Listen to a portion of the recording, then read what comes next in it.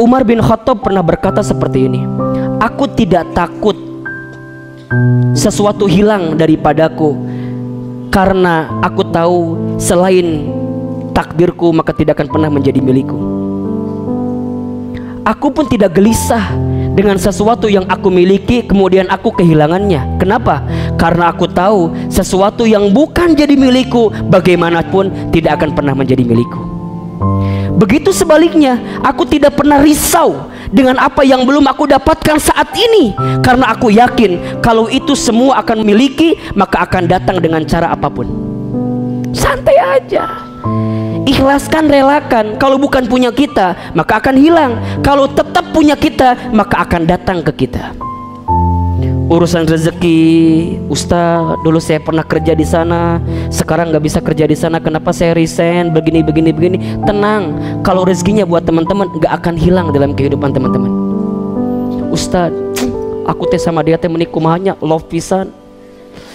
Di dia tuh aku abit teh disimpan foto ijazahna teh dari TK, SD, SMP, SMA dikumpulkan ku abit teh.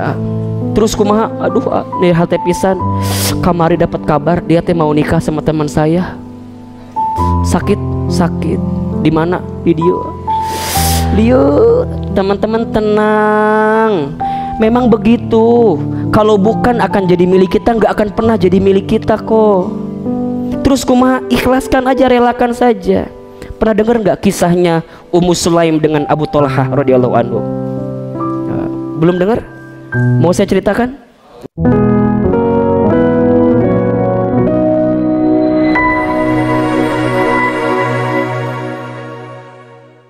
Yang membuat orang gak bisa ikhlas itu adalah takut dicela, takut dihina, takut dibully, takut direndahkan. Penilaian orang. Coba saya mau tanya, kalau teman-teman dihina sama orang, senang atau sedih?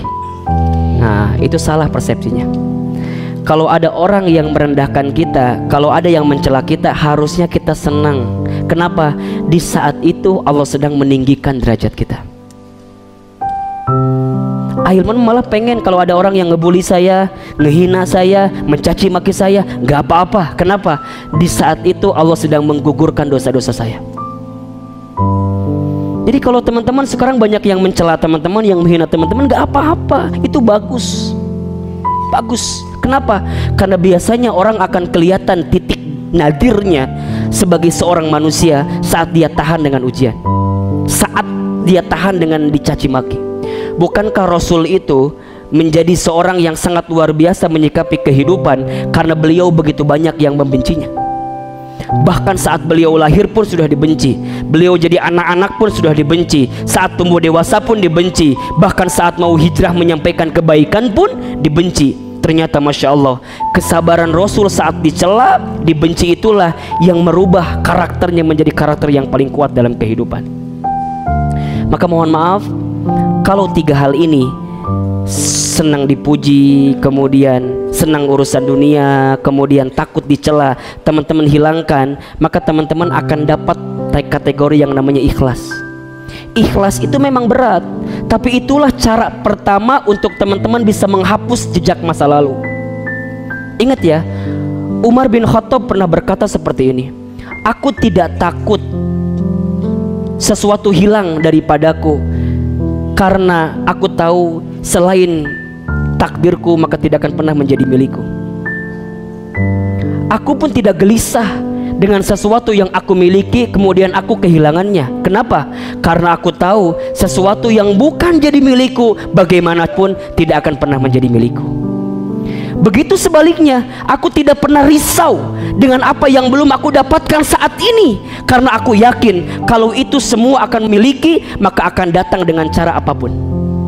Santai aja, ikhlaskan, relakan. Kalau bukan punya kita maka akan hilang, kalau tetap punya kita maka akan datang ke kita. Urusan rezeki, Ustaz, dulu saya pernah kerja di sana, sekarang nggak bisa kerja di sana, kenapa saya resign, begini. Tenang, kalau rezekinya buat teman-teman nggak akan hilang dalam kehidupan teman-teman. Ustaz, aku teh sama dia teh menikah mahanya love pisan. Di dieu tuh aku abi teh disimpen foto ijazahna teh. Dari TK, SD, SMP, SMA dikumpulkan ku abi teh. Terus kumaha? Aduh, nih hal teh pisan. Kamari dapat kabar dia teh mau nikah sama teman saya. Sakit. Di mana? Di dieu. Teman-teman tenang. Memang begitu. Kalau bukan akan jadi milik kita, nggak akan pernah jadi milik kita kok. Terus kumaha? Ikhlaskan aja, relakan saja. Pernah dengar nggak kisahnya Ummu Sulaim dengan Abu Thalhah radhiyallahu anhu? Belum dengar? Mau saya ceritakan? Oh, ini banyak banget kisah harian ini. Baik, Ummu Sulaim itu perempuan yang cantik di kota Madinah. Cantik. Ya cantiknya nggak jauh lah sama yang di sini. Ya, nggak jauh banget tapi nggak jauh. Ummu Sulaim. Terus gimana Ustadz? Banyak gak yang suka sama dia? Pasti. Nalurnya begitu. Kalau perempuan cantik pasti banyak yang suka. Banyak. Semua laki-laki di kota Madinah itu suka dengan Ummu Sulaim. Masya Allah. Sampai di antara laki-laki yang suka itu ada seorang laki-laki yang Ummu Sulaim juga suka. Siapa itu? Abu Thalhah radhiyallahu anhu. Abu Thalhah. Tapi gimana Ustadz? Apakah Abu Thalhah juga cakep? Mohon maaf, di antara banyak pemuda itu Abu Thalhah termasuk pemuda yang ganteng. Jadi Ummu Sulaimnya gelis, Abu Thalhahnya ganteng. Cocok nggak kira-kira? Cocok. Nuki mah mau diomongkan mual. Kan kadang-kadang kita mah kalau ada pasangan yang jomplang teh diomongkan ke orangnya. Yang perempuannya cantik, yang laki-lakinya teh biasa kumaha gitunya, kuluh hidup hidung. Kadang-kadang orang teh kan kudu mikir apakah jadi dosa buat orang lain atau tidak. Dosa apa, jadi mengundang gibah atau enggak gitu. Jadi kudu pas deh diomongkan kadang-kadangnya. Wis tinggal di jelema naon gitu. Ih, daripada yang si eta mending jeung urangnya. Nah, punten ya. Ada nggak yang sering begitu di sini? Hati-hati, dia lebih hebat dibanding antum. Kenapa? Karena dia membuktikan perempuan cantik mau sama dia, sedangkan antum GGM, ganteng-ganteng mubazir. Jadi punten lah nu can nikah mah tetep we rek seganteng-ganteng lagi tetep lah. Belum. Ya gantengnya buat pribadi doang. Bukan buat Allah gitu. Kalau udah nikah mah luar biasa. Sampai Abu Thalhah, ketika Abu Thalhah mengatakan cintanya kepada Ummu Sulaim, apa kata Ummu Sulaim? Abu Thalhah, aku pun juga sama, punya perasaan yang sama kepadamu. Kata Abu Thalhah, mau mahar apa yang aku berikan kepadamu agar engkau mencintaiku? Sok, kalau akhwat digitukan, nya misalnya nih nanya ke laki-laki, ikhwan, akhi, aa, jang, ujang, jang, mau nyiapin mahar apa? Sok, teman-teman akan menjanjikan apa biasanya? Ngomongnya heula kan orang mah. Iyo, ayah henteu. Cuman dalam bayangan katanya. Masya Allah. Apa kata Ummu Sulaim? Abu Thalhah menjawab, engkau ingin dinar sebesar apa aku siapkan. Engkau ingin dirham sebesar apa aku siapkan. Engkau ingin unta sebagus apa aku siapkan. Tapi apa jawaban Ummu Sulaim? Wahai Abu Thalhah, sesungguhnya aku tidak ingin mahar harta daripadamu. Aku hanya ingin satu, komitmenmu untuk mencintaiku. Apa itu? Sebelum engkau menikahiku, aku ingin engkau masuk dulu ke dalam Islam. Jadi ternyata pada waktu itu Abu Thalhah masih belum Islam, tapi suka dengan Ummu Sulaim yang sudah Islam. Ini penting nih pelajarannya nih ya. Jadi kalau ada perempuan nih yang kemudian juga dicintai oleh laki-laki yang mohon maaf mungkin bukan satu akidah dengan kita, maka target dakwah pertama adalah bagaimana membuat dia masuk ke dalam Islam, baru kemudian mencintai dirimu. Karena begitu banyak perempuan yang ketika bertemu dengan laki-laki yang bukan satu akidah dengan dirinya, karena alasan cinta ujungnya menghalalkan berbagai cara. Ini bahaya. Ini bahaya. Singkat cerita, kemudian Abu Thalhah bertanya kepada Ummu Sulaim, wahai Ummu Sulaim, bagaimana caranya agar aku bisa mengungkapkan perasaan cintaku dengan berislam? Kata Ummu Sulaim, datanglah kepada Rasulullah SAW. Sampailah kepada Rasul, Abu Thalhah ditanya, wahai Abu Thalhah, benar ingin kau masuk Islam? Iya. Apa alasanmu? Tadi alasannya apa? Aku masuk Islam karena aku ingin meminang atau menikahi seorang perempuan bernama Ummu Sulaim. Pertanyaan saya, boleh nggak masuk Islam karena dasar, bukan karena Allah? Boleh nggak? Baik. secara hukum tidak boleh, tapi secara motif itu dibolehkan. Saya ulangi ya, secara hukum niatnya tidak boleh, tapi secara motif ada faktor pendukung untuk menjadi baik karena sesuatu itu boleh. Contoh, teman-teman ngaji ke sini, boleh nggak kalau teman-teman ngaji ke sini tuh karena ada orang yang diincar di pengajian ini? Boleh nggak? Boleh, boleh, wow, boleh. Wow. ini dia. Kalau niat dasarnya itu nggak boleh hukumnya. Tapi kalau teman-teman niatnya tetap karena Allah, dan setelah itu teman-teman mohon kepada Allah, ya Allah, atulah kumaha we carana. Aku teh ngaji ke sini minimal ngaji plus. Bukan hanya dapat ilmunya, tapi insya Allah juga dapat jodohnya.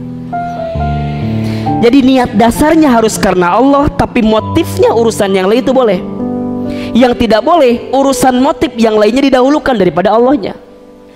Maka ketika Abu Thalhah ditanya, wahai Abu Thalhah, kenapa engkau ingin masuk Islam? Abu Thalhah menjawab, aku masuk Islam karena aku ingin menikahi seorang perempuan muslim bernama Ummu Sulaim. Kata Rasulullah, perbaiki niatmu. Karena sebagaimanapun engkau akan masuk Islam, tapi niatmu bukan karena Allah, maka niatmu itu tidak akan lurus dengan apa yang kamu dapatkan. Sampai kemudian Abu Thalhah diajak oleh Rasulullah, masuklah kamu ke dalam Islam dengan niatan karena Allah, dan memintalah kepada Allah dibimbing untuk mendapatkan kebaikan-kebaikan dalam Islam, termasuk mendapatkan siapa? Ummu Sulaim.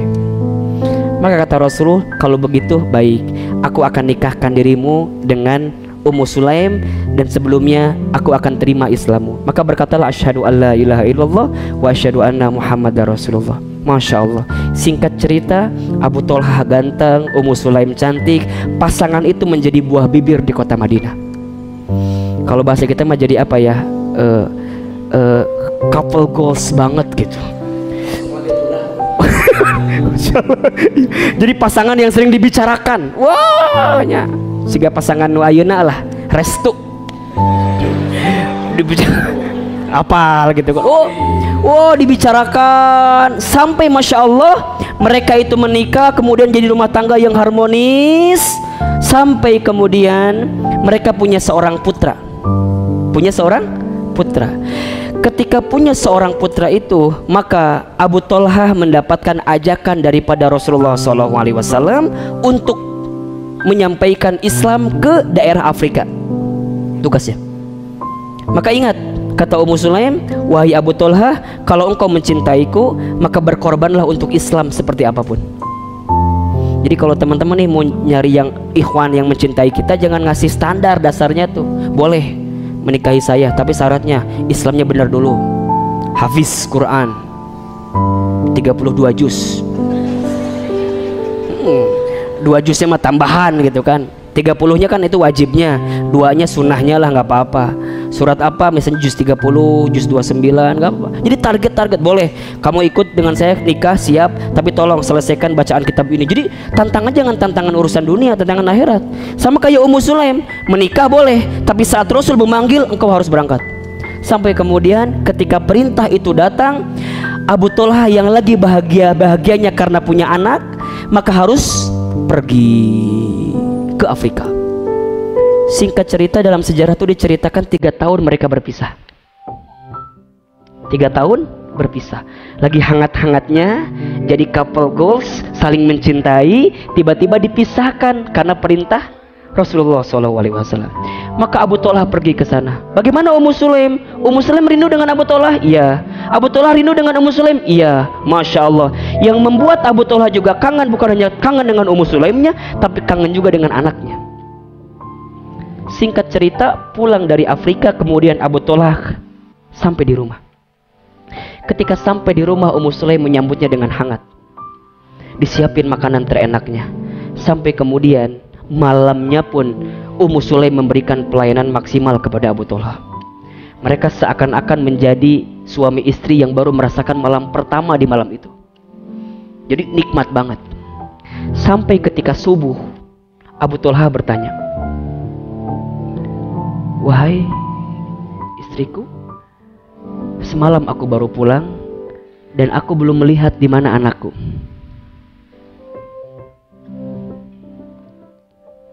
Wajar nggak bapak nanya anak? Wajar. Apa kata Ummu Sulaim? Wahai suamiku, sebelum aku mengatakan di mana anakku, aku ingin bertanya dulu sama dirimu.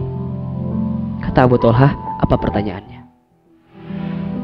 Bagaimana sikapmu kalau ada seseorang yang menitipkan barang kepadamu, kemudian seseorang itu mau mengambilnya, apa yang akan kamu lakukan?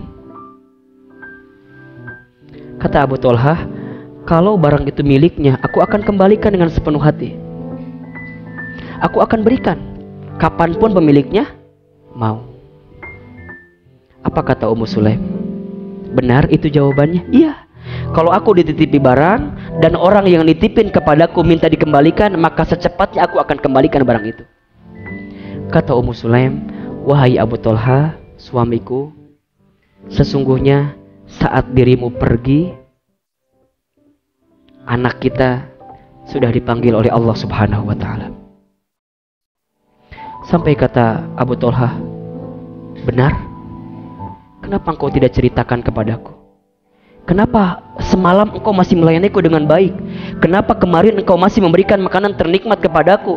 Dan di akhir ini engkau ceritakan bahwa anak kita pergi? Kenapa engkau tidak menceritakan itu? Kenapa engkau berbohong? Dan kenapa engkau sembunyikan itu semua? Marah, karena seakan-akan apa? Nggak dikasih tahu, disembunyikan. Sampai kemudian Abu Thalhah melaporkan kepada Rasulullah SAW. Ya Rasulullah, sesungguhnya aku mendapatkan kabar duka. Aku kehilangan anakku, tapi istriku tidak menceritakan kepadaku. Bahkan semalam aku pernah dengan istriku bermain seperti biasa. Aku merasakan nikmat, diberikan masakan yang enak, tapi istriku tidak menceritakan tentang kondisi anakku yang dipanggil oleh Allah Subhanahu wa ta'ala. Kata Rasulullah, ya Abu Thalhah, sodakta Ummu Sulaim. Yang benar itu adalah Ummu Sulaim. Kenapa? Karena Ummu Sulaim mengajarkan kepadamu bagaimana caranya ikhlas saat kehilangan. Ummu Sulaim mengajarkan kepadamu bagaimana caranya rela dengan setiap yang Allah titipkan kepadamu. Sampai Rasulullah berkata seperti ini, sesungguhnya yang bukan menjadi milikmu maka tidak akan pernah menjadi milikmu. Yang pasti menjadi milikmu maka dengan cara apapun akan menjadi milikmu. Teman-teman, masa lalu kita yang memang bukan punya kita maka akan hilang begitu saja. Dan masa depan kita yang insya Allah jadi milik kita maka akan datang dengan kebaikan-kebaikan itu. So yang paling sederhana adalah ikhlaskan, relakan. Jangan selalu melihat orang di masa lalu, karena setiap orang punya harapan dengan masa depan. Jangan pernah comeback dengan masa lalu, karena setiap orang pasti akan tergiur dengan masa lalunya, tapi dia lupa dengan masa depannya. So mulai hari ini, satu jawabannya, menghapus jejak masa lalu adalah dengan ikhlaskan, relakan. Makin teman-teman ikhlas kehilangan, maka makin teman-teman akan diganti dengan yang lebih baik oleh Allah Subhanahu wa ta'ala. Satu, ikhlaskan, relakan.